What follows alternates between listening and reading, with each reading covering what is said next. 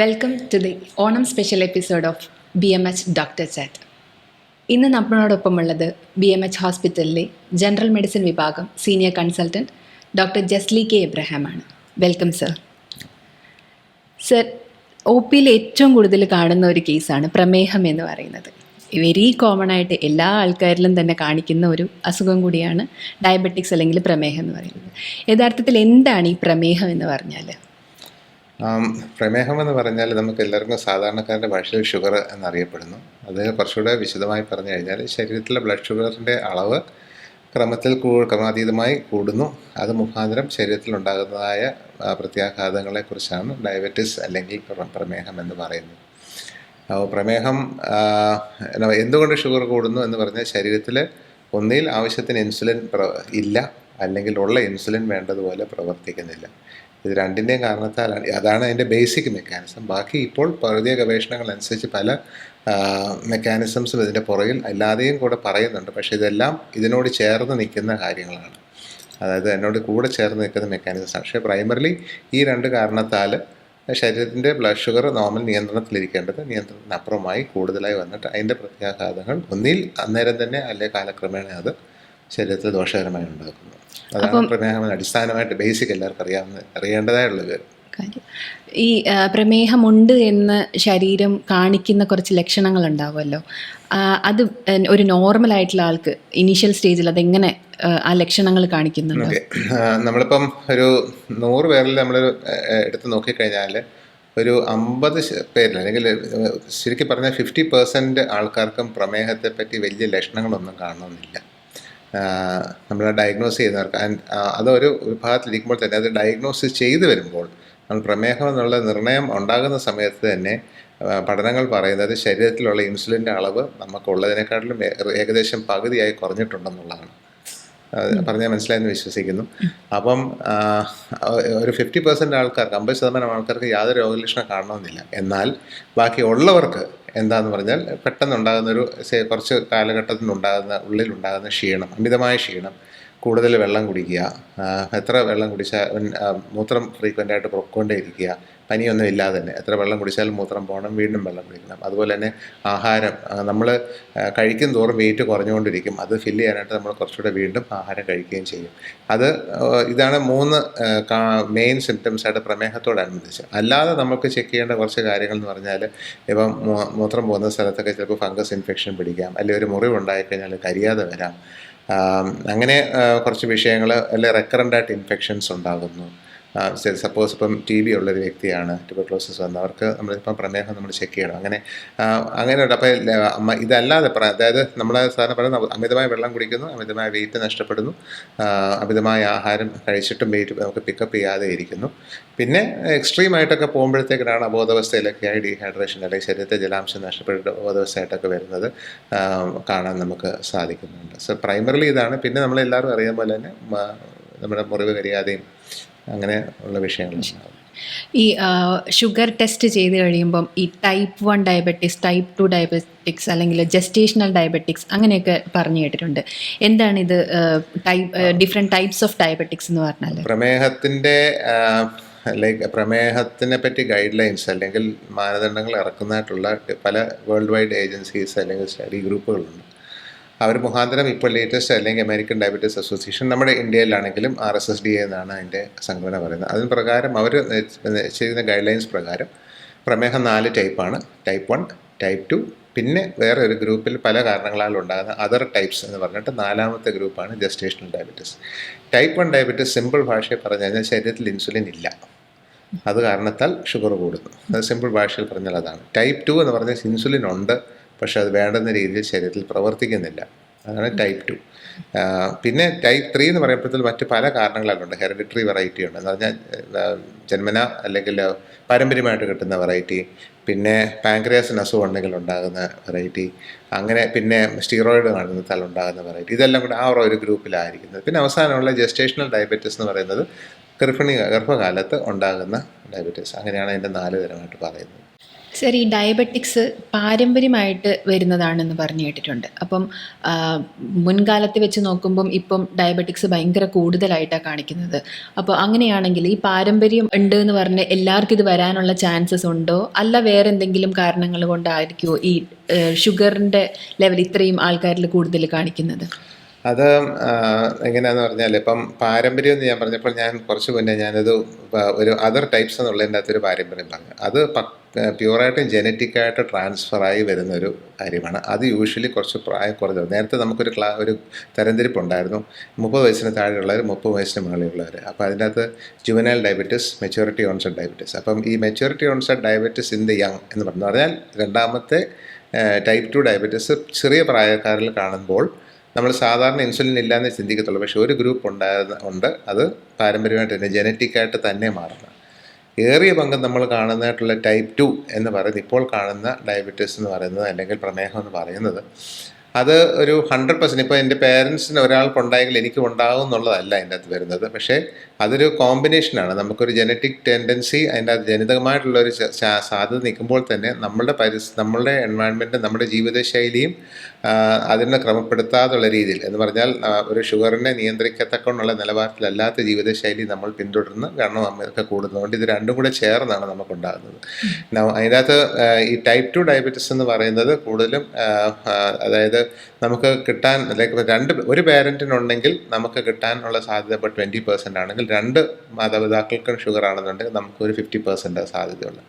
അപ്പം അതിനോടനുബന്ധിച്ച് നമ്മളുടെ ജീവിതശൈലിയിൽ നമ്മൾ അധികം വ്യായാമം ഒന്നും ഇല്ല, നമ്മൾ വെറുതെ ഇരുന്നും അമിതമായി കഴിച്ച് വണ്ണം വെക്കുന്ന സാധ്യത, ഇതെല്ലാം കൂടെ കൂടുമ്പോഴാണ് നമ്മുടെ സാധ്യതകൾ പിന്നെ ഒന്നിന് പുറകെ ഒന്നായിട്ട് കൂടുക ചെയ്യുന്നത്. അങ്ങനെയാണ് അതിൻ്റെ ഒരു പാരമ്പര്യം എന്നുള്ളൊരു പദത്തെ നമുക്ക് വ്യാഖ്യാനിക്കാനായിട്ട് പറ്റുള്ളൂ. അപ്പം സാർ പറയുന്ന അനുസരിച്ച് നമ്മുടെ ഇപ്പം ഈ ഒരു കാലഘട്ടത്തിലുള്ള ഈ ജങ്ക് ഫുഡ് അതെല്ലാം ഇതിന് മെയിൻ ഒരു റീസൺ ആണ്. അതായത് നമുക്കൊരു പാരമ്പര്യം അല്ലെങ്കിൽ നമ്മുടെ മാതാപിതാക്കൾ, ഇപ്പം എൻ്റെ ഫാദറിനും മദറിനും ഷുഗർ ഉണ്ടെങ്കിൽ ഞാൻ അത് മുൻകരുതി വെച്ചുകൊണ്ട് നമ്മുടെ ജീവിതശൈലിയിൽ തുടക്കം തൊട്ടേ ക്രമപ്പെടുത്തിക്കൊണ്ട് അമിതമായ ആഹാരം കഴിക്കുകയോ വണ്ണം വെക്കുകയോ ചെയ്യാതെ വണ്ണം ആവശ്യത്തിന് വ്യായാമം ചെയ്ത് നമ്മുടെ ശരീരത്തിൻ്റെ ഭാരത്തെയും നമ്മുടെ ഹൈറ്റിന് ഒത്തവണ്ണമുള്ള ഭാരത്തിൽ നമ്മൾ അതായത് അതിൻ്റെ അലൗഡായിട്ടുള്ളൊരു ബോഡി മാസ് ഇൻഡെക്സ് എന്ന് പറയുന്നുണ്ട്. അപ്പം അതിൽ നമ്മൾ നിയന്ത്രിച്ച് വെക്കുകയാണെങ്കിൽ നമുക്ക് പ്രമേഹം ഒരു പക്ഷേ വരാതെ തന്നെ, അല്ലെങ്കിൽ അതിൻ്റെ വരാനായിട്ടുള്ള കാലം കുറച്ചുകൂടെ നീട്ടി വെച്ചും നമുക്ക് അതിനെ നിയന്ത്രിച്ച് കൊണ്ടുപോകാൻ പറ്റും.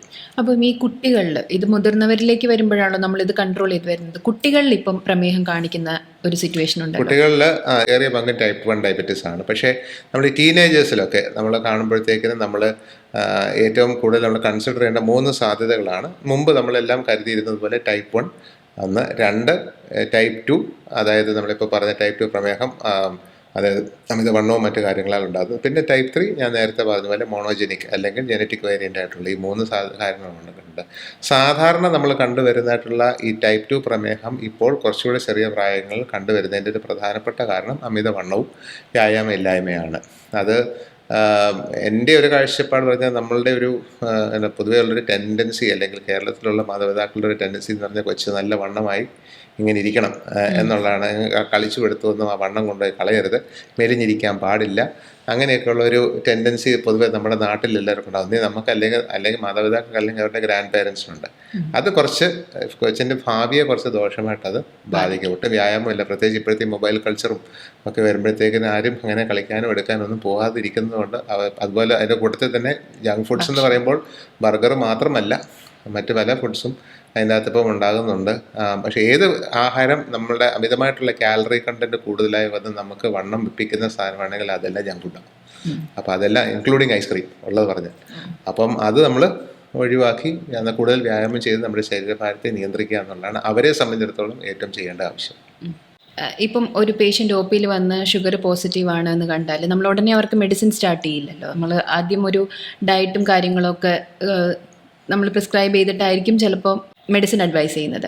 അപ്പം അവർ ചെയ്യേണ്ട ബേസിക് ആയിട്ട് റെഗുലർ ഒരു ചെക്കപ്പുകൾ ഉണ്ടാവുമല്ലോ, അതെന്തൊക്കെയാണ് ചെയ്യുന്നത്? ഓക്കെ, നമ്മളിപ്പം ആദ്യമായിട്ട് ഇപ്പം ഞാൻ പറഞ്ഞപ്പോൾ സ്റ്റാറ്റിസ്റ്റിക്സ് അനുസരിച്ച് 85% ആൾക്കാരും ടൈപ്പ് 2 പ്രമേഹ രോഗികളാണ്, ബാക്കി 15% ടൈപ്പ് 1 എന്ന് പറയുന്നത്. അപ്പം ഒരു അർത്ഥത്തിൽ പറഞ്ഞാൽ നമ്മളിപ്പോൾ ഈ ഒ പിയിൽ ഇപ്പം നമ്മൾ കാണുന്ന ഭൂരിപക്ഷം ആൾക്കാരും ടൈപ്പ് 2 ആയതുകൊണ്ട് നമ്മൾ ആ സമയത്ത് അവർ വരുമ്പോൾ നമ്മൾ ചെയ്യേണ്ട കാര്യങ്ങൾ എന്ന് പറഞ്ഞു കഴിഞ്ഞാൽ ഷുഗർ രണ്ടും നോക്കുന്നു, പിന്നെ 3 മാസത്തെ ആവറേജ് എന്ന് പറയുന്ന HbA1c അത് നമ്മൾ നോക്കും. ആ കൂട്ടത്തിൽ തന്നെ നമ്മൾ സാധാരണ ലിപ്പിഡ് പ്രൊഫൈൽ, അതായത് കൊളസ്ട്രോളും തരംതിരിച്ച് നോക്കുന്നു. കിഡ്നി ഫംഗ്ഷൻ എങ്ങനെ ഇരിക്കുന്നു എന്നുള്ളത് നോക്കുക, ലിവർ ഫംഗ്ഷൻ ടെസ്റ്റ് എങ്ങനെയുണ്ടെന്നുള്ളത് നോക്കുക, പിന്നെ ECG, ഒരു ചെസ്റ്റ് എക്സ്റേ, യൂറിൻ്റെ അകത്ത് ഒരു ആൽബുമിൻ ക്രിയാറ്റിൻ റേഷ്യോ എന്ന് പറഞ്ഞൊരു ടെസ്റ്റ് ഉണ്ട്. അത് മൂത്രത്തിൽ കൂടെ ശരീരത്തിലെ പ്രോട്ടീൻ ലീക്കായി പോകുന്നുണ്ടോ, കിഡ്നി ഡാമേജിനെ ഇൻഡിക്കേറ്റ് ചെയ്യുന്നതാണത്. ഇത്രയുമാണ് നമ്മൾ പ്രധാനം. പിന്നെ ബാക്കിയുള്ളത് പറഞ്ഞാൽ എല്ലാ ടെസ്റ്റിൻ്റെ അകത്തും സാധാരണ ബ്ലഡ് കൗണ്ടും കാര്യങ്ങളും നോക്കുന്നുണ്ട്. അപ്പോൾ അതുകൂടെ കൂട്ടത്തിൽ നമ്മൾ നോക്കിയാണ് ആ ലിസ്റ്റ് നമ്മൾ കംപ്ലീറ്റ് ആക്കുന്നത്. പക്ഷേ പ്രധാനപ്പെട്ട ഷുഗറിനോട് സംബന്ധിച്ച് നമ്മൾ നോക്കേണ്ട കാര്യങ്ങൾ ഈ ഞാൻ നേരത്തെ മുമ്പേ പറഞ്ഞ വിഷയങ്ങളൊക്കെ തന്നെയാണ്. നമ്മൾ ഒരു പേഷ്യൻ്റ് വരുമ്പം ഫാസ്റ്റിങ്ങിലുള്ള ബ്ലഡ് ഷുഗർ നോക്കും, പിന്നെ HbA1c നോക്കും, പിന്നെ ഭക്ഷണം കഴിഞ്ഞിട്ടുള്ളത് നോക്കും. അപ്പം ഇത് മൂന്നും ഡിഫൈൻ ചെയ്യുന്നത് എന്തായിരിക്കും? അപ്പം ചില പേഷ്യൻസ് ആണെങ്കിൽ ഷുഗർ ടെസ്റ്റിന് ഒരു കുറച്ച് ദിവസം മുമ്പ് വരെ ഷുഗർ കൺട്രോൾ ചെയ്തിട്ട് അവർ വന്നിട്ട് ബ്ലഡ് ടെസ്റ്റ് ചെയ്യുമ്പോൾ അതിൽ ചെറിയ വേരിയേഷൻ കാണിക്കും. അപ്പോൾ അത് വെച്ചിട്ട് മരുന്ന് കുറച്ചേ കൊടുക്കുകയുള്ളൂ. പക്ഷെ അവർ ഇത് കഴിയുമ്പം ഡയറ്റ് ശ്രദ്ധിക്കാതെ നോക്കും. അപ്പം ഇത് ഈ ഫാസ്റ്റിംഗ് ബ്ലഡ് ഷുഗർ, HbA1c, ഇത് മൂന്നും തമ്മിലുള്ള ബന്ധം എന്താ, അല്ലെങ്കിൽ ഇത് തമ്മിലുള്ള വ്യത്യാസങ്ങൾ എന്തൊക്കെയാണ്? ഫാസ്റ്റിംഗ് ഷുഗർ നമ്മൾ നോക്കുമ്പോൾ അത് ഫാസ്റ്റിംഗ് എന്ന് പറഞ്ഞാൽ മിനിമം 8 മണിക്കൂർ ആഹാരം കഴിക്കാതെ ഉള്ളതായിരിക്കണം ഷുഗർ വാല്യൂ, മിനിമം. ഓക്കെ, അതാണ് ഫാസ്റ്റിംഗ് ബ്ലഡ് ഷുഗർ. പിന്നെ ആഹാരം കഴിഞ്ഞുള്ള ഷുഗർ എന്ന് പറയുമ്പോൾ അത് ഭക്ഷണം കഴിച്ചിട്ട് ഏകദേശം 2 മണിക്കൂർ ആകുമ്പോഴുള്ള ഷുഗറാണ് പോസ്റ്റ് പ്രാൻഡിയൽ അല്ലെങ്കിൽ പറയുന്നത്. HbA1c എന്ന് പറയുന്നത് ആക്ച്വലി ഒരു ഷുഗറിൻ്റെ ഒരു ആവറേജ്, നമ്മൾ സാധാരണക്കാരുടെ ഭാഷയിൽ പറഞ്ഞ ഒരു ഷുഗറിൻ്റെ 3 മാസത്തെ ഷുഗറിൻ്റെ ആവറേജിനെയാണ് HbA1c എന്ന് പറയുന്നത്. അത് ശരീരത്തിലെ ചുമന്ന രക്തകോശങ്ങളിൽ അളക്കുന്നതായിട്ടുള്ള HB അല്ലെങ്കിൽ ഹീമോഗ്ലോബിൻ്റെ അകത്ത് ഷുഗർ കയറി ഒട്ടിപ്പിടിച്ചിരിക്കും. ആ ഒട്ടിപ്പിടിച്ചിരിക്കുന്ന ഷുഗർ ഒരിക്കലും മാറാൻ പറ്റുന്നതല്ല. സോ അതുകൊണ്ടിപ്പം മുമ്പ് പറഞ്ഞതുപോലെ ഇപ്പം ടെസ്റ്റ് ചെയ്യാൻ സമയം ആകാറാകുമ്പോഴത്തേക്കും എല്ലാവരും നിയന്ത്രിച്ചിട്ട് വന്ന ഷുഗർ കാണിക്കും. അത് നോർമലായിട്ട് ചിലപ്പോൾ നമുക്ക് തോന്നിയെന്ന് വരാം. പക്ഷേ അങ്ങനെയുള്ളപ്പം ഈ കഴിഞ്ഞ 3 മാസം അവരുടെ കൺട്രോൾ ശരിയല്ലായിരുന്നെങ്കിൽ ഈ ഷുഗർ HbA ഒട്ടിപ്പിടിച്ചിരിക്കുന്ന മാറാത്തിടത്തോളം കാലം ആ HbA1c കൂടുതലായിരിക്കും. അതുകൊണ്ടാണ് ഷുഗർ നിർണ്ണയിക്കുന്ന സമയത്തും പറയുന്നത് ഫാസ്റ്റിങ്ങും PPBS നോക്കുമ്പോൾ ഈ HbA1cയും കൂടുതലാണെങ്കിൽ ഈ ഷുഗർ ഇന്നും ഇന്നലെ ഉണ്ടായതല്ല, അറ്റ്ലീസ്റ്റ് 3 മാസമെങ്കിലും പഴക്കമുണ്ട് എന്നുള്ളത് നമുക്ക് അങ്ങനെ നിയന്ത്രിക്കുന്നത്. അതാണ് HbA1cയും ഫാസ്റ്റിങ്ങും PPBSും തമ്മിലുള്ള വ്യത്യാസം. ഇപ്പോൾ നമ്മളൊരു പേഷ്യൻ്റ് ഷുഗർ പോസിറ്റീവാണ്, നമ്മൾ മെഡിസിൻ അഡ്വൈസ് ചെയ്തു. അപ്പം അതിൻ്റെ പാരലലി നമ്മൾ ജീവിതശൈലിയിലുള്ള ഒരു ക്രമം നമ്മൾ പറഞ്ഞു കൊടുക്കും. അത് എന്തൊക്കെയാണ് നമ്മൾ പറഞ്ഞു കൊടുക്കുന്നത്? നമ്മൾ ഷുഗറിനെ സംബന്ധിച്ചിടത്തോളം നമ്മൾ എത്ര മരുന്ന് നമ്മൾ കൊടുത്തെന്ന് പറഞ്ഞാൽ ഷുഗറിൻ്റെ അല്ലെങ്കിൽ പ്രമേഹ രോഗത്തിൻ്റെ അടിസ്ഥാന ചികിത്സ എന്ന് പറയുന്നത് ജീവിതശൈലി മാറ്റമാണ്. കാരണം പ്രമേഹം എന്ന് പറയുന്നത് തന്നെ ഒരു ജീവിതശൈലി, പ്രത്യേകിച്ചും ടൈപ്പ് 2 പ്രമേഹം എന്ന് പറയുന്നത് ജീവിതശൈലി രോഗം എന്നാണ് പറയുന്നത്. അപ്പം അതിന് ജീവിതശൈലി ശരിയാകാഞ്ഞുകൊണ്ടാണ് അത് ഉണ്ടായത്. ഓഫ് കോഴ്സ് ജനിതകമായിട്ടുള്ളൊരു ഒരു ഘടന അതിൻ്റെ അകത്തൊരു 10, 15, 20% നിൽക്കുന്നെങ്കിലും അതിൻ്റെ 80% ഉണ്ടാകുന്നത് ജീവിതശൈലി ശരിയാകുന്നുണ്ട്. അപ്പം തീർച്ചയായിട്ടും അതിൻ്റെ അടിസ്ഥാന ചികിത്സ എന്ന് പറയുന്നത് ജീവിതശൈലി മാറ്റം എന്നുള്ളതാണ്. മരുന്ന് കഴിഞ്ഞേക്കാളും കൂടുതൽ പ്രാധാന്യമുള്ള അതിനാണ്. ഒന്ന്, നമ്മൾ ആഹാരം, അതാണ് നമ്മൾ ശ്രദ്ധിക്കേണ്ടത്. അതിൻ്റെ അകത്ത് ബേസിക് നമ്മൾ എല്ലാവരും അറിഞ്ഞിരിക്കേണ്ട കാര്യം എന്ന് പറഞ്ഞാൽ ഒറ്റ വാക്കി പറഞ്ഞു കഴിഞ്ഞാൽ മധുരമുള്ള ഒന്നും കഴിക്കരുത്. ദാറ്റ് ഈസ് ബേസിക്കലി അത് തുടക്കത്തിൽ. അപ്പം നമ്മൾ കാരണം ഈ ഷുഗർ നമുക്ക് നിയന്ത്രണത്തിൽ കൊണ്ടുവരണം. അപ്പം ആദ്യമേ നമ്മൾ ആക്ച്വലി മധുരം പൂർണ്ണമായി ഒഴിവാക്കുക. അതിൻ്റെ അകത്ത് റിഫൈൻഡ് ഷുഗേഴ്സ് എന്ന് പറയുന്നതാണ് ഇമ്പോർട്ടൻറ്റ്. റിഫൈൻഡ് ഷുഗേഴ്സ് എന്ന് പറഞ്ഞു കഴിഞ്ഞാൽ നമ്മൾ സാധാരണ കിട്ടുന്ന പഞ്ചസാര, ഓക്കെ, ദാറ്റ് ഈസ് അതാണ് റിഫൈൻഡ് ഷുഗർ. അപ്പോൾ ആ ഷുഗർ അടങ്ങുന്നതായിട്ടുള്ള സാധനങ്ങളോ, അതിൻ്റെ അകത്ത് ഐസ്ക്രീമുണ്ട്, സ്വീറ്റ്സ് ഉണ്ട്, ഇതല്ല, these are all sweet items. അപ്പോൾ നമ്മൾ അതാ ഞാൻ പറഞ്ഞ മധുരമുള്ളത് ആദ്യമേ നമ്മൾ ഒഴിവാക്കുക. 1. 2, ഈ ഹൈ കാലറി ആഹാരങ്ങൾ ചെല്ലുന്നത് നമ്മൾ ഒഴിവാക്കുക. അപ്പം ഫോർ എക്സാമ്പിൾ പച്ച ബ്രെഡ്, പിന്നെ ബിരിയാണി റൈസ്, പച്ചരി അല്ലെങ്കിൽ പച്ചരി കൊണ്ട് ഉണ്ടാക്കുന്ന എല്ലാ സാധനങ്ങളും, അപ്പം ആയിരിക്കാം, വെടിയപ്പം ആയിരിക്കാം, അങ്ങനത്തെ സാധനങ്ങൾ ഒഴിവാക്കുക. നമ്മൾ ഇതിൻ്റെ കാര്യം എന്താണെന്ന് പറഞ്ഞാൽ ഇങ്ങനത്തെ ആഹാരങ്ങൾ എടുക്കുമ്പോഴത്തേക്കും ഷുഗർ നന്നായിട്ട് കയറി കൂടും, പെട്ടെന്ന് കൂടും, അതുപോലെ കുറയും. പിന്നെ ആ ഷുഗറാണ് പിന്നെ അത് കൺവേർട്ടായി ചെന്ന് ഫാറ്റ്സായിട്ട് പിന്നെ കുറച്ചുകൂടെ മാറുന്നത്. പക്ഷേ അതിന് വിപരീതമായി അല്ലെങ്കിൽ അതിന് പകരം നമ്മളിപ്പം ഗോതമ്പ് അല്ലെങ്കിൽ അങ്ങനത്തെ ആഹാരത്തിലേക്ക് നമ്മൾ റെക്കമെൻഡ് ചെയ്യുന്നതിൻ്റെ കാരണം എന്തെന്ന് പറഞ്ഞു കഴിഞ്ഞാൽ നമ്മൾ ആ ഷുഗർ അത് മുഖാന്തരം കഴിക്കുന്നുണ്ടാകുന്ന ഷുഗർ വളരെ പെതുക്കെ കയറി വന്നിട്ട് അത്രയും ലെവലിൽ കയറാതെ ഒരു അത്യാവശ്യം വേണ്ടുന്ന ലെവലിൽ നിന്ന് അങ്ങനത്തെ ശരീരത്തിന് ക്ലിയർ ആയി പോകുന്നുള്ളൂ. വലിയ ഷുഗർ റൈസ് അതുകൊണ്ട് ഉണ്ടാകുന്നില്ല. സോ ഒന്ന്, ആഹാരത്തിനെ സംബന്ധിച്ചിടത്തോളം റിഫൈൻഡ് ഷുഗേഴ്സ്, പിന്നെ പച്ചരി കൊണ്ടുള്ളത്, മൈദ കൊണ്ടുള്ളത്, ഓക്കെ. അപ്പോൾ അതിൻ്റെ അത് കേക്കും ഉൾപ്പെടും, പൊറോട്ട ഉൾപ്പെടും, എല്ലാം ഉൾപ്പെടും ആ കാര്യങ്ങളൊക്കെ. അപ്പോൾ നമുക്ക് ഏകദേശമൊക്കെ അറിയാം കാര്യങ്ങൾ എന്നാന്നുള്ളത്. പ്രേക്ഷകരെ സംബന്ധിച്ചിടത്തോളം ഞാൻ വളരെ സിമ്പിൾ ഭാഷയിലാണ് ഞാൻ പറഞ്ഞത്. അത്രയുമാണ് നമ്മൾ അടിസ്ഥാനപരമായിട്ട് ഒഴിവാക്കേണ്ടത്. പകരം നമ്മൾ ഗോതമ്പ് അല്ലെങ്കിൽ അത്ര പെട്ടെന്ന് ഡൈജസ്റ്റ് ചെയ്യാത്ത ആഹാരങ്ങൾ നമ്മൾ എടുക്കുന്നു. ഒന്ന്. രണ്ട്, പഴവർഗ്ഗങ്ങളിനകത്ത് ഒത്തിരി മധുരമില്ലാത്ത പഴവർഗ്ഗങ്ങൾ, ഉദാഹരണം ആപ്പിൾ, പെയർ ഫ്രൂട്ട്, അങ്ങനെയുള്ള സാധനം. മാങ്ങ, പൈനാപ്പിൾ, ചക്ക, ഇതൊന്നും ഇതിൻ്റെ അകത്ത് പറഞ്ഞിട്ടില്ല, പ്രത്യേകിച്ച്. അപ്പം നമ്മൾ ചുരുക്കി പറഞ്ഞാൽ നമ്മൾ വായി വെക്കുന്ന സാധനത്തിൽ എന്തിനെങ്കിലും അമിതമായ മധുരമുണ്ടോ അത് നമ്മളങ്ങ് ഒഴിവാക്കുക. അതാണ് അടിസ്ഥാനമായിട്ട്. രണ്ട്, വ്യായാമം.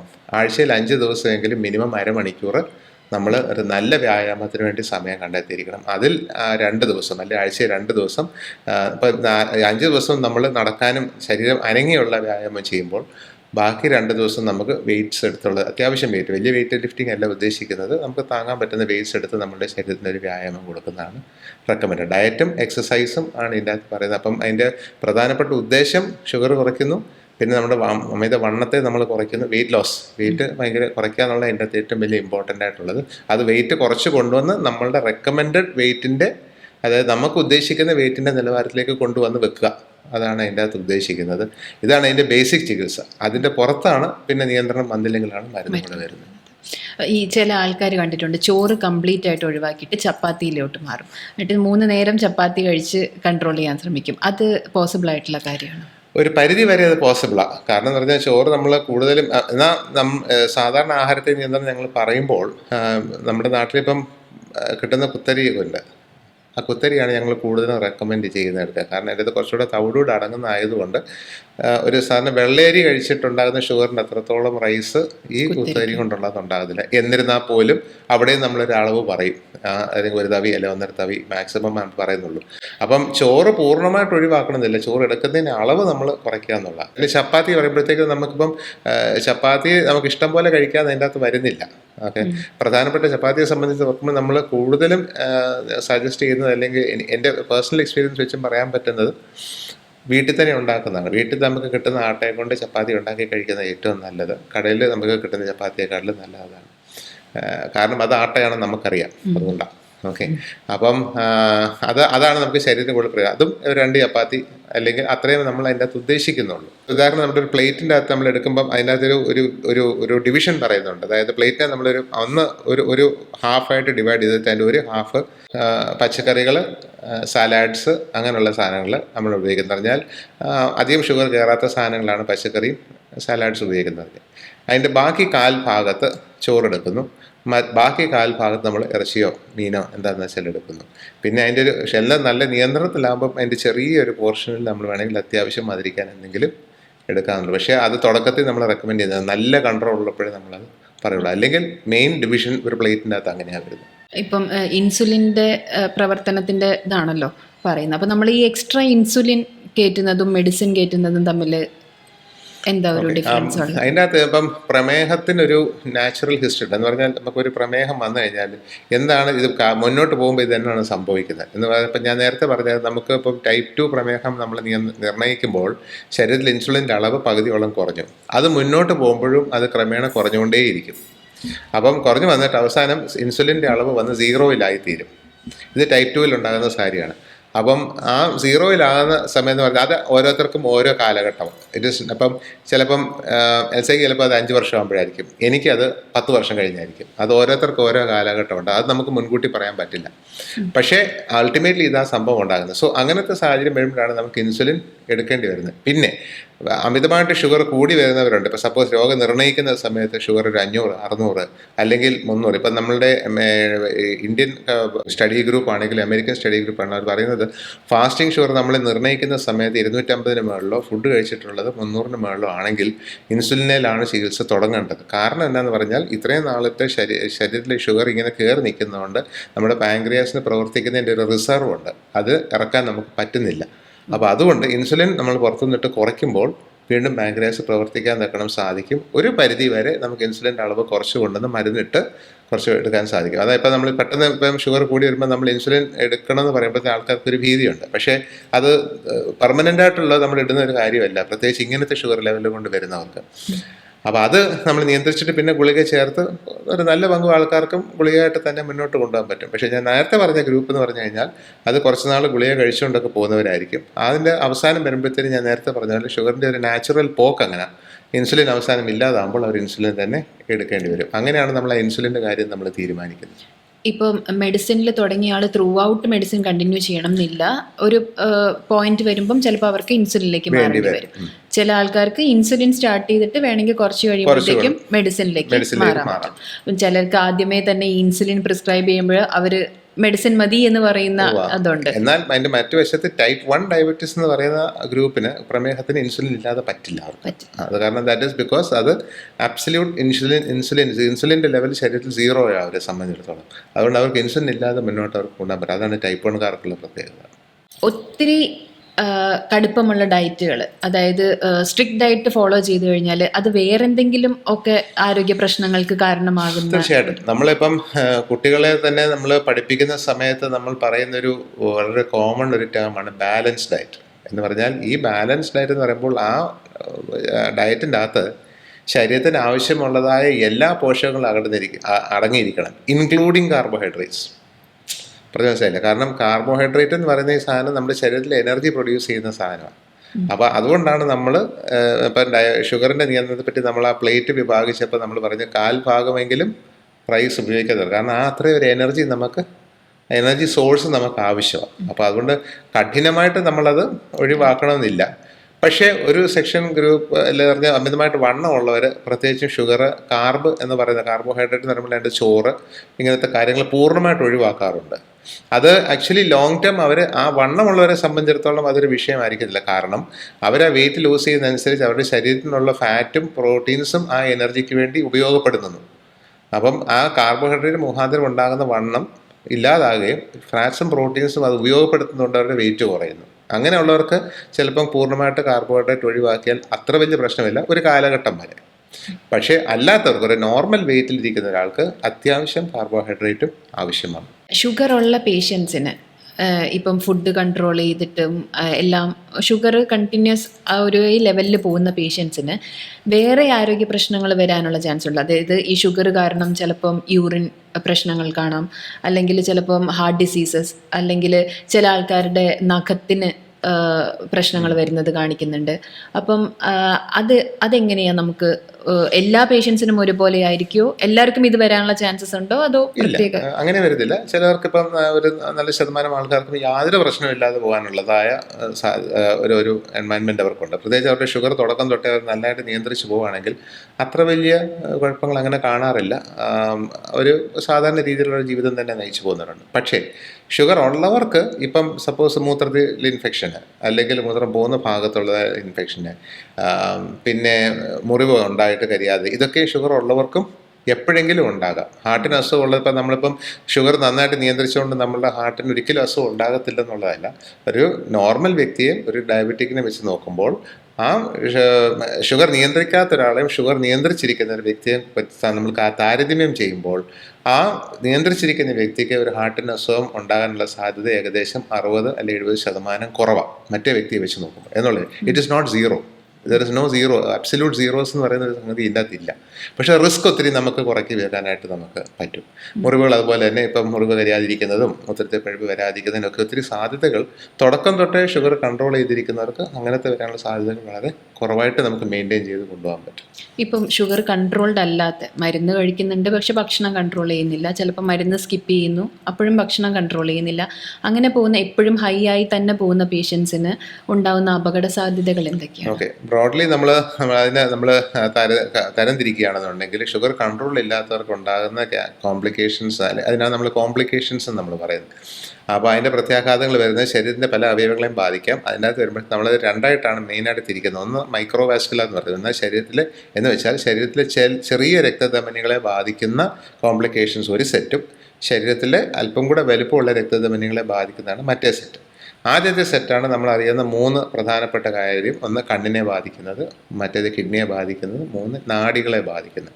കാരണം ഈ അവയവങ്ങൾക്കെല്ലാം ചെറിയ ചെറിയ അതിൻ്റെ ചെറിയ ചെറിയ രക്തകോശങ്ങളാണ് അതിൻ്റെ സപ്ലൈയിലേക്ക് പോകുന്നത്. അപ്പോൾ കാരണം ഒരു കണ്ണിൻ്റെയൊക്കെ രക്തകോശങ്ങൾ എന്നൊക്കെ പറഞ്ഞാൽ കണ്ണൊന്നാമത് ചെറുതാണ്, അപ്പോൾ അതിൻ്റെ അകത്ത് രക്തകോശങ്ങൾ ആർട്ടറീസ് എന്ന് പറയുന്ന ബ്ലഡ് സപ്ലൈ വളരെ ചെറിയതാണ്. അപ്പം അങ്ങനെയുള്ള ഈ 3 അവയവങ്ങളെ ബാധിക്കുന്നതാണ് ലാർജ്ലി നമ്മൾ മെജോറിറ്റി ആയിട്ട് നമ്മൾ പറയുന്നത് മൈക്രോ വാസ്കുലർ, അല്ലെങ്കിൽ ചെറിയ രക്തകോശങ്ങൾ വഴി ഉണ്ടാകാവുന്ന ഓർഗൻ ഡാമേജ്. മെയിൻ പിന്നെ കുറച്ചുകൂടെ വലിയ രക്തകോശങ്ങൾ സംബന്ധമായിട്ടുണ്ടാകുന്ന ഡാമേജസിനെ പറ്റിയാണ് നമ്മൾ ഏറ്റവും കൂടുതൽ കാണുന്നതായിട്ടുള്ള ഹാർട്ട് അറ്റാക്സ്, പിന്നെ സ്ട്രോക്ക്, പിന്നെ പെരിഫറൽ വാസ്കുലർ, ചാലലിലുള്ള രക്തഓട്ടം കുറയുക. ഇതാണ് അതിൻ്റെ പ്രൈമറിലി നമ്മളൊരു ബ്രോഡായിട്ട് നമ്മളതിനെ തരംതിരിച്ച് വെക്കുകയാണെങ്കിൽ ഉണ്ടാകുന്ന കോംപ്ലിക്കേഷൻസ് എന്ന് നമ്മൾ പറയും. അപ്പം ഈ വെരിക്കോസും ഷുഗറും റിലേറ്റഡ് ആയിരിക്കും? അല്ല, വെരിക്കോസ് ഒരു ഇച്ചിരി വ്യത്യാസമാണ്. കാരണം വെരിക്കോസ് എന്ന് പറയുന്നത് നമ്മുടെ ഞരമ്പ്, അതായത് നമുക്കറിയാം നോക്കുകയാണെങ്കിൽ ശരീരത്തിലെ രക്തത്തിൻ്റെ സർക്കുലേഷൻ എന്ന് പറഞ്ഞു കഴിഞ്ഞാൽ ഹൃദയത്തിൽ നിന്ന് ഇറങ്ങുന്നതായിട്ടുള്ള രക്തം രക്തധമനികളിലൂടെ നമ്മുടെ അവയവങ്ങളിലേക്ക് ചെല്ലുന്നു. അതിൽ നിന്ന് ഓക്സിജനും മറ്റു കാര്യങ്ങളും എടുത്തിട്ട് ബാക്കി വരുന്ന അശുദ്ധമായ രക്തം നമ്മുടെ ശരീരത്തിലെ ഞരമ്പിൽ കൂടെ തിരിച്ച് വന്ന് ഹൃദയത്തിലേക്ക് കയറുന്നു. ഈ ഞരമ്പിൽ ഉണ്ടാകുന്നതായിട്ടുള്ള അമിതമായ വികസനത്തിനാണ്, പ്രത്യേകിച്ചും കാലയിൽ കാണുന്നതിനാണ് വെരിക്കോസ് വെയിൻ എന്ന് പറയുന്നത്. അത് ഷുഗറുമായിട്ട് അങ്ങനെ വലിയ ബന്ധമില്ല. മറ്റേതുണ്ട്, അതായത് അങ്ങോട്ട് ചെല്ലുന്ന രക്തധമനികളിൽ ഉണ്ടാകുന്ന ബ്ലോക്കുകളുണ്ട്, അത് ഷുഗറായിട്ട്. ഈ മധുരം കഴിക്കുന്നതാണല്ലോ മെയിനായിട്ട് വരുന്നത്. അപ്പം ചില ആൾക്കാർ പറയും പഞ്ചസാരയ്ക്ക് പകരം ഷുഗറിന് പകരം ഉപയോഗിച്ചാൽ ഇതിനെ ഡയബറ്റിക്സിനെ അഫക്റ്റ് ചെയ്യുന്നില്ല എന്നൊരു തെറ്റിദ്ധാരണയുണ്ട്. അത് എങ്ങനെയാണ്? തെറ്റിദ്ധാരണ തന്നെയാണ്. അതിന് അതേ പദവി ഉപയോഗിക്കാനുള്ളത്. കാരണം ഞാൻ നേരത്തെ പറഞ്ഞ മധുരമുള്ള ഒരു സാധനം ഇതിനകത്ത് വരുന്നില്ല. കൂടി വന്നാൽ അതിനകത്ത് മധുരമുള്ള എന്താണെന്ന് വെച്ചാൽ നമുക്ക് ചിലർ ഇപ്പോൾ ആർട്ടിഫിഷ്യൽ സ്വീറ്റ്നസ് എന്ന് പറഞ്ഞ് ഇറങ്ങുന്ന ഒരു ഗ്രൂപ്പ് ഉണ്ട്. ദീർഘകാലം കഴിക്കുന്നത് നല്ലതല്ല. പിന്നെ അത്യാവശ്യം ഞങ്ങൾ പറയാറുണ്ട്, അത്ര വെച്ച് നമുക്കൊരു ശകലം മധുരം നാവയിൽ കിട്ടണമെന്ന് ഉദ്ദേശിക്കുകയാണെങ്കിൽ അതിൽ വേണമെങ്കിൽ ഒരു ഗുളിക വല്ലതും ചായക്കകത്തിട്ട് ഉപയോഗിക്കാം. പക്ഷേ നിത്യം അത് പാടില്ല. കാരണം അതും ചിലപ്പം അല്പം ഷുഗർ കൂടുന്നത് മാത്രമല്ല, ശരീരത്തിൽ മറ്റു പല ദോഷങ്ങളും ഉണ്ടാക്കാം. അത് നിത്യമായിട്ട് ഉപയോഗിക്കുന്നവർക്ക്. പിന്നെ വല്ലപ്പോഴും എടുക്കുന്നതിന് ഇറ്റ്സ് ഓക്കെ എന്ന് പറയാം. പക്ഷേ പ്രൈമറിലി നമ്മൾ ഷുഗറിൻ്റെ ഏതൊരു ഫോമും നമ്മൾ ഉപയോഗിക്കാൻ പാടില്ല. അതിൻ്റെ കാരണം ഇത്രയേ ഉള്ളൂ. നമ്മളിപ്പം ശർക്കര നോക്കിക്കാലും നമ്മൾ തേൻ ഉപയോഗിച്ചാലും ഇതൊക്കെ എന്ന് പറയുമ്പോഴത്തേനും ഷുഗറിൻ്റെ യൂണിറ്റ്സ് അടങ്ങുന്ന, അല്ലെങ്കിൽ ഇപ്പം നമ്മൾ ഷുഗർ നമ്മൾ നോക്കിക്കഴിഞ്ഞാൽ 2 സുക്രോസ് യൂണിറ്റ് ഒരുമിച്ച് കൂടുന്നതാണ്. ഹണി എന്ന് പറയുമ്പോഴത്തേക്കിന് അല്ലെങ്കിൽ തേൻ എന്ന് പറയുമ്പോൾ ഷുഗറും ഫ്രക്ടോസും. ഇത് ശരീരത്തിൽ ചെല്ലുമ്പോൾ ഇത് ബ്രേക്ക് ഡൗൺ ആകുമ്പോൾ വീണ്ടും ഗ്ലൂക്കോസാണ് കിട്ടുന്നത്. അപ്പോൾ അതുകൊണ്ടാണ് നമ്മൾ ഈ ഒരു തരത്തിലും ഉള്ളതായ ഈ ഓൾട്ടർനേറ്റീവ്സ് എന്ന് പറയുന്ന ശർക്കര ഒന്നും ഉപയോഗിക്കരുതെന്ന് പറയുന്നതിൻ്റെ കാരണം. ഞാൻ ചോദിക്കാൻ വരുമായിരുന്നു, ഈ തേൻ വെള്ളം കുടിക്കുന്നത് എങ്ങനെയാണ്? ഒരു തരത്തിലും അതും തെറ്റിദ്ധാരണ തന്നെയാണ്. ഞാൻ എൻ്റെ പേഷ്യൻസിനോട് പറയാനുള്ളൊരു കാര്യം തന്നെ, നിങ്ങൾക്കൊരു ആഹാരം നിങ്ങൾ കഴിച്ചിട്ട് നിങ്ങൾക്കത് ഷുഗർ കൂടുമോ ഇല്ലയോ എന്ന് സംശയമുണ്ടോ? ഒരു ഗ്ലൂക്കോമീറ്റർ നിങ്ങൾ മേടിക്കുക, ആഹാരം നിങ്ങൾ കഴിക്കുക, 1.5 മണിക്കൂർ 2 മണിക്കൂർ ആകുമ്പോൾ നിങ്ങൾ വീട്ടിൽ തന്നെ ഷുഗർ നോക്കുക. അത് കൂടുതലുണ്ടെങ്കിൽ അത് ഷുഗർ കൂടുതലാണ്, അത് ഒഴിവാക്കുക. അത്രേ ഉള്ളൂ, സിമ്പിൾ കാര്യം അതാണ്. കുറേ ആൾക്കാർ ആയുർവേദ മരുന്നിനെ ഫോളോ ചെയ്യുന്നവരുണ്ട്. പാരലലി അവർ തേൻ വെള്ളം കുടിച്ച് ബാലൻസ് ചെയ്യാൻ പറ്റുന്നുണ്ടോ എന്ന് നോക്കുന്നുണ്ട്. ഈ ഷുഗർ വന്ന പേഷ്യൻസിന് അത് റിക്കവർ ആവാനുള്ള ചാൻസസ് എങ്ങനെയാണ്? ഒരു തവണ ഷുഗർ കാണിച്ചു, എന്നാൽ അത് പിന്നീട് കാണിക്കാതിരിക്കാനുള്ള ചാൻസസ്? ഷുഗർ രോഗികളെ സംബന്ധിച്ചിടത്തോളം ഷുഗർ ഒരു നിയന്ത്രിക്കുന്ന അസുഖമാണ്, ഒരു ക്യൂറബിൾ അസുഖമല്ല. ഉദാഹരണം, നമ്മളിപ്പോൾ ഒരു പനി അല്ലെങ്കിൽ ഒരു ന്യൂമോണിയ വന്നു, നമ്മൾ ചിലപ്പോൾ ഒരു ആൻറ്റിബയോട്ടിക് എടുത്തു, അത് ഒരാഴ്ചത്തേക്ക് ആൻറ്റിബയോട്ടിക് എടുത്താൽ ന്യൂമോണിയ മാറി, പിന്നെ നമ്മുടെ ജീവിതത്തിൽ ആൻറ്റിബയോട്ടിക് നമുക്ക് അല്ലെങ്കിൽ ഒരു ന്യൂമോണിയ വരണമെന്നില്ല. പക്ഷേ ഷുഗർ, പ്രഷർ, കൊളസ്ട്രോൾ ഇത്യാദി കാര്യങ്ങൾ എന്ന് പറയുമ്പോഴത്തേക്കും നമ്മൾ നിയന്ത്രിക്കുന്ന അസുഖങ്ങളാണ്, നമ്മളതിനെ ശരീരത്തിൽ നിന്ന് തുടച്ചു മാറ്റുന്ന അസുഖങ്ങളല്ല. ഫുഡ് മാത്രം കൺട്രോൾ ചെയ്തുകൊണ്ട് നമുക്ക് മുന്നോട്ട് കൊണ്ടുപോകാനും സാധിക്കും, പ്രൊവൈഡഡ് അത് ഷുഗർ കൺട്രോൾഡ് ആണെങ്കിൽ. പക്ഷേ ആഹാര നിയന്ത്രണം, ജീവിതശൈലി നിയന്ത്രണം പ്ലസ് മരുന്നും കൂടെ ആണെങ്കിൽ പോലും, അല്ലെങ്കിൽ ഏതെങ്കിലും ഒന്നോ അല്ലെങ്കിൽ രണ്ടും കൂടെ ആണെങ്കിൽ പോലും അത് നമ്മൾ ജീവിതാവസാനം വരെ നമ്മളത് കൊണ്ടുപോയി അങ്ങനെ നിയന്ത്രിച്ച് നമ്മൾ കൊണ്ടുപോകേണ്ട ഒരു കാര്യമാണ്. ഇപ്പം സാറിന് ഷുഗർ പേഷ്യൻറ്റിന് അല്ലെങ്കിൽ അവർക്ക് കുടുംബത്തിന് കൊടുക്കാൻ പറ്റിയ ഒരു മെസ്സേജ് എന്താ ഉള്ളത്?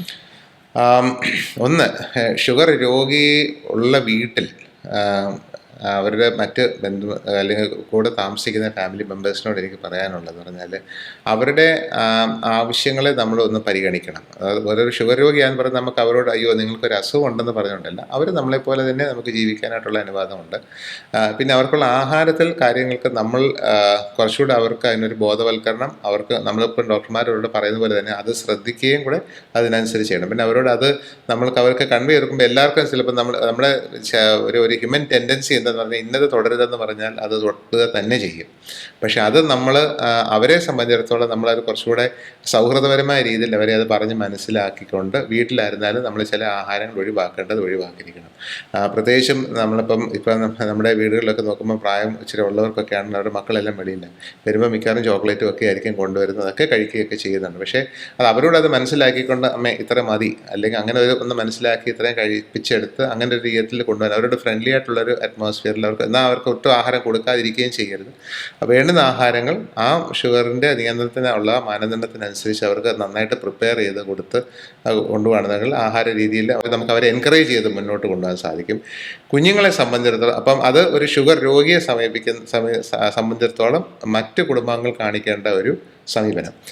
ബാക്കി കുടുംബങ്ങളെ സംബന്ധിച്ചിടത്തോളം ഡയറക്റ്റ് ബന്ധത്തിലുള്ളവരാണെങ്കിൽ അവരുടെ ഷുഗർ ചെക്ക് ചെയ്തിരിക്കണം. പ്രത്യേകിച്ചും ഡയറക്റ്റ് റിലേറ്റീവ്സ് ഒക്കെ ആണെന്നുണ്ടെങ്കിൽ മക്കളായിട്ട് പ്രത്യേകിച്ചും. അപ്പം അവരുടെ ഷുഗർ ലെവൽ പോയി ചെക്ക് ചെയ്ത് ഉണ്ടോ ഇല്ലയോ എന്നുള്ളത് നോക്കി എല്ലാ വർഷവും അതൊന്ന് നോക്കി വെക്കുന്നതാണ് നല്ലത്. ജീവിത രീതിയിൽ അവർ അന്നേരം തൊട്ട് തന്നെ ശ്രദ്ധിച്ച് തുടങ്ങണം, വെയിറ്റ് അമിതമായി കൂടാതെ.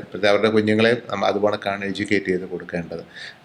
വെറുതെ നമ്മൾ വീട്ടിൽ അങ്ങനെ ആക്ടിവിറ്റീസ് ഒന്നും ഇല്ലാതിരിക്കരുത്.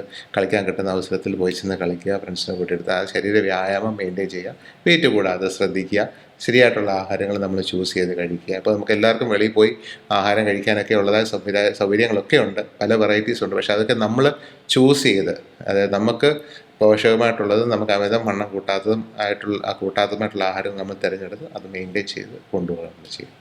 പിന്നെ ആ ഒരു രോഗിയെ സംബന്ധിച്ചിടത്തോളം ഒരു ഡോക്ടർ പ്രത്യേകിച്ചും ഇന്ന സമയത്ത് വന്ന് കാണിക്കണം എന്ന് പറഞ്ഞാൽ ആ ഫോളോ അപ്പ് ഏറ്റവും ഇമ്പോർട്ടൻ്റ് ആണ്. കാരണം ഞാൻ കണ്ടതിൻ്റെ പേഷ്യൻസിൻ്റെ അത് ഷുഗർ കൺട്രോൾ വിട്ടിട്ട് മറ്റ് കോംപ്ലിക്കേഷൻസിലേക്ക് പോകുന്നതിൻ്റെ ഒരു പ്രധാനപ്പെട്ട കാരണം എന്ന് പറയുന്നത് ഫോളോ അപ്പ് ഇല്ലാത്തതാണ്. ചിലപ്പോൾ അത് 1 മാസം കഴിഞ്ഞ് വരാനായിരിക്കും, 3 മാസം കഴിഞ്ഞാട്ടേ വരാൻ. പക്ഷേ അങ്ങനെ ഉള്ളപ്പോൾ അത് അതുപോലെ പാലിച്ച് ഷുഗർ ശരിയാണെന്നുള്ളത് നോക്കിയെടുത്ത് പോവുകയാണെന്നുണ്ടെങ്കിൽ വലിയ ബുദ്ധിമുട്ടില്ലാതെ അവർക്ക് മുന്നോട്ട് പോകാൻ സാധിക്കും. സോ ഫോളോ അപ്പ് ഭയങ്കര ഇമ്പോർട്ടൻ്റ് ആണ്. സർ, ഇന്നിപ്പം ഓണം ആയതുകൊണ്ട് എല്ലാവരും പായസമൊക്കെ കുടിച്ച് ഇരിക്കുന്നതായിരിക്കും. അപ്പം ആ പേഷ്യൻസിന് വേണ്ടിയിട്ട് സാറിന് ഒരു അഡ്വൈസ് കൊടുക്കാനുള്ളത്? ഓണം ആയിക്കൊണ്ട് ഇപ്പം പായസം കുടിക്കരുത് എന്ന് എനിക്ക് പറയാനും പറ്റില്ല. പക്ഷേ ഞാൻ നേരത്തെ പറഞ്ഞതുപോലെ തന്നെ നമ്മളിപ്പോൾ ചിലപ്പോൾ നമ്മുടെ സദ്യയുടെ ചിലപ്പോൾ ഒരു അളവ് നമുക്കൊന്ന് മാറ്റാൻ പറ്റും. കാരണം സദ്യക്ക് നമുക്കൊരു ഇല നോക്കിക്കഴിഞ്ഞാൽ ഏറ്റവും കൂടുതൽ എൻ്റെ അത് കാണുന്ന ചോറാണ്. ഓക്കെ, അത് കഴിഞ്ഞിട്ട് പിന്നെ കൂട്ടാനൊക്കെ ഇങ്ങനെ കുറച്ചേ കാണത്തുള്ളൂ. അതെല്ലാം രണ്ടാമത്തെ പ്രാവശ്യം വിളമ്പുന്ന കാര്യമാണ്, അത് ഞാൻ സമ്മതിക്കുന്നു. പക്ഷേ അതിൻ്റെ അകത്ത് പിന്നെ കൂട്ടത്തിൽ നമ്മൾ വരുമ്പോഴത്തേക്കിന് അതിൻ്റെ അകത്ത് 2 തരം പായസം കാണും, അതിൻ്റെ അകത്ത് പഴവും കാണും, ശർക്കര വരട്ടിയതും കാണും. ഇതെല്ലാം ഒഴിവാക്കില്ല ഏതെങ്കിലും ഒരെണ്ണം, അതും അതിൻ്റെ അകത്ത് വരുമ്പോഴത്തേക്ക് നമ്മളൊരു മില്ലി കണക്ക് പറയുകയാണെങ്കിൽ ഒരു 30 മില്ലി മാക്സിമം എടുത്താൽ മതി. നമ്മൾ അതുപോലെ തന്നെ ഇപ്പം സദ്യക്ക് നമ്മൾ കൂടുതൽ അവരോട് പച്ചക്കറി വിളമ്പാൻ പറയുക. ഈ ചോറ് ഏകദേശം ഒരു മൂലയ്ക്ക് നിൽക്കത്താണ് എന്ന് പറഞ്ഞാൽ ചോറൊരു കൂട്ടാൻ്റെ അളവും കൂട്ടാൻ ചോറിൻ്റെ അളവും ആക്കിയെടുത്ത്, പിന്നെ അതുപോലെ തന്നെ നമ്മളുടെ മധുരത്തിൻ്റെ കാര്യത്തിൽ വരുമ്പോൾ ആ 3-4 കൂട്ടങ്ങളങ്ങ് ഒഴിവാക്കിയിട്ട് ഒരെണ്ണത്തിൻ്റെ ഒരു 30 cc മാത്രം എടുത്ത് നമ്മൾ കഴിച്ചിട്ട് അതിൻ്റെ തൊക്കതായ എന്തെങ്കിലും കമർപ്പുണ്ടെങ്കിൽ മാറ്റാൻ മാത്രം നമ്മളൊരു മധുരം ഉപയോഗിച്ചു. അത്രയും കൊണ്ട് നമ്മുടെ സദ്യ ക്ലോസ് ചെയ്യുക. അതാണ് ഓണത്തെ സംബന്ധിച്ച് നമുക്ക് പറയാനായിട്ട് സാധിക്കും. എല്ലാവർക്കും ഞങ്ങളുടെ ഓണാശംസകൾ. മാധുര്യമേറിയ ഓർമ്മകളും മധുരമേറിയ വിഭവങ്ങളും അടങ്ങിയതാണ് നമ്മുടെ ഈ ഓണം. അതോടൊപ്പം മറക്കാതിരിക്കുക ഈ പ്രമേഹവും. ആരോഗ്യപൂർണമായ ഓണാശംസകൾ നേർന്നുകൊണ്ട് this is Elsha signing off. Thank U.